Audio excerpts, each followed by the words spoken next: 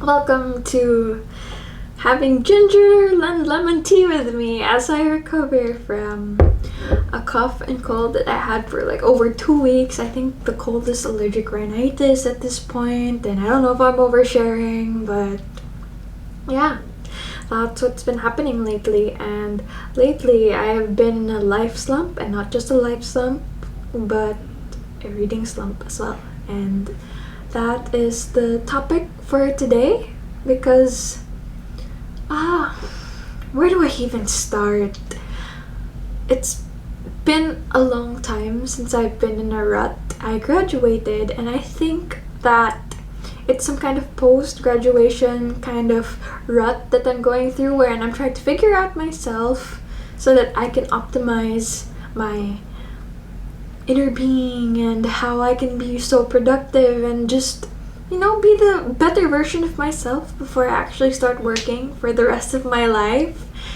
And yeah, it started with after graduation, I couldn't pick up books that well. Even if I were in the reading room, a Discord channel with one of my book clubs, wherein I just stay there and there are people basically on that voice call with me reading while I'm just sitting there not doing anything.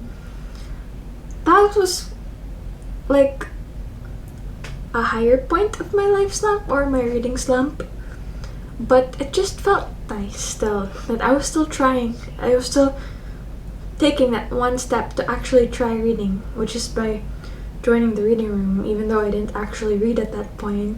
And I think it's because I pressured myself too much. I kind of made this bind between literature, as in literature, my career, my hopes, my dreams, my passions, and everything, and me having to be that perfect critic, analyzer, and stuff like that. And that just kind of ruined the fun of reading, and I felt pressured to read stuff, and it's just crazy. So I didn't read for quite some time because of that. And I was also in a life slump of waking up late because I'm like, oh, sleep, sleep, sleep. I need so much sleep. I don't sleep when I'm in school, so maybe it's time to sleep. And then I got used to sleep, and then I have done so many impulsive things. Like, I don't know if it's super impulsive, but I have piercings here now, a double helix piercing and one here, but I don't regret them. And if I do in the future, I'll just take out the jewelry pieces and it will heal, right? But yeah, there was that. And then I impulsively went blonde again out of boredom, and that's part of the life slump. And even though I think that these things that I've been doing make me happy in the long run, they didn't super make me happy. But at the end of the day, I learned that every challenge, every setback is just an opportunity. Okay, let's wait for the phone to ring. Okay, phone done ringing. So yeah, every setback is an opportunity to learn, and I learned that from reading self-help recently. And waking up early has been, well, today's the first day I actually woke up early in a long time, because I feel like, oh, it's so hard to plan my day. Oh, what should I pressure myself for? Oh, how to rest? What is rest? How do I do it properly? There's no right or wrong way. Everything's just an experiment, and that's such a beautiful word, experiment. Just trial and error. I am who I choose to be. I am a choice maker.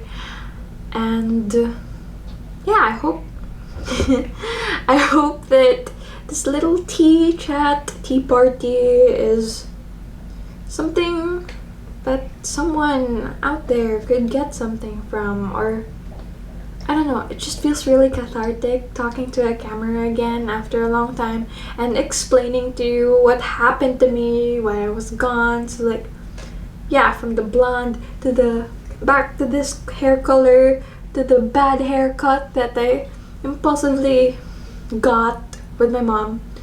My mom didn't get a bad haircut, only I did, but I got a sort of bad haircut because, well, first of all, we were at the salon that I didn't really know, and she didn't really know, so we were trying it out, testing the waters. But again, everything happens for a reason, and I think it's not that bad. I actually look like season 4 Rory Gilmore. And reading slumps, I think they happen because of that whole pressuring thing that you feel like you need to read, but then you just don't read. And you can't pick up a book, or it's the act of opening the book perhaps that could be really hard, or just grabbing a Kindle, choosing what to read, or you feel like you can read but you end up procrastinating on it. And that's what the reading slump is like. Well, for me at least, and I think for many other people as well. I don't think there is such thing as a bad reading day or a day that someone regrets reading something. Well, when it comes to books at least.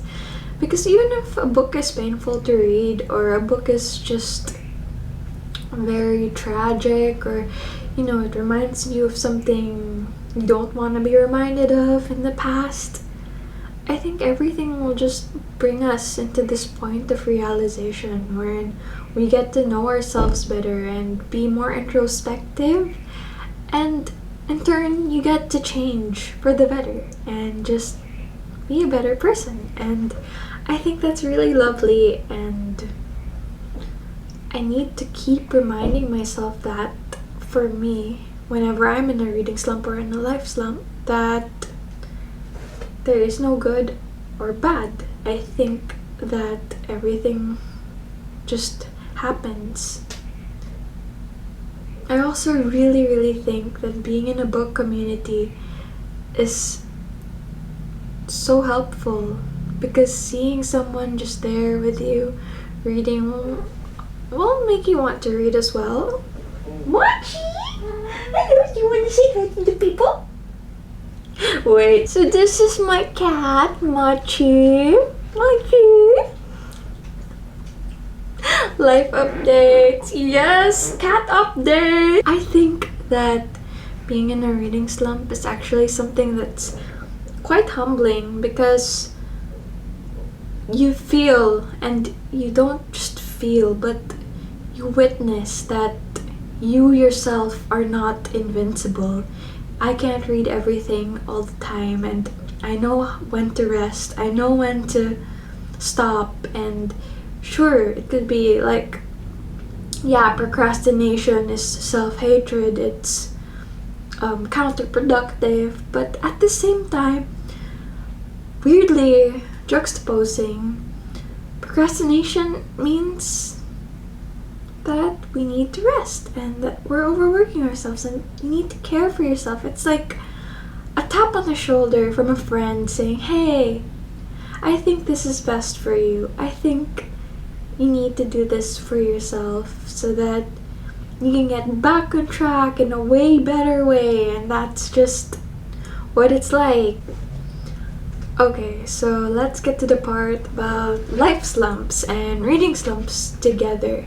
So life slumps and reading slumps kind of coexist in some sense, because when you're in a rut in real life, you'll also be in a rut with reading and what you want to do. So life slumps and reading slumps coexist, right? Okay, yeah, so they do coexist, but that means that the solution could also be somehow universal for the both of them. And that is, for me, just like what I found out and figured out about this morning, August 22, is that waking up is a process. And I learned that from experience, that waking up isn't just, something you just do and you just follow this whole 5 a.m. productivity routine, just like what I read in the 5 a.m. Club, the 20-20-20 formula. Yes, that's for some people, but for me, I kind of readjusted it and attuned it to my needs. And I feel like I need to wake up the mind before I wake up the body. So I did the journaling before the exercise, even though the book says to do the exercise. And by doing so, I felt better about myself and I felt like I had more of a drive to push through. And that's the beauty of experimenting and just knowing yourself more. And I think these slumps help us again, once more, to know ourselves more. So, yeah, I think my advice to you guys is that if you are in a life slump or in a reading slump, just let it be.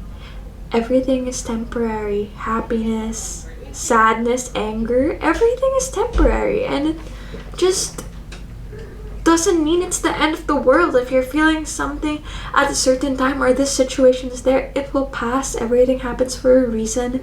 And our job is to just keep striving and to let go of what no longer serves you, as I've learned through yoga. So, yeah. Bye.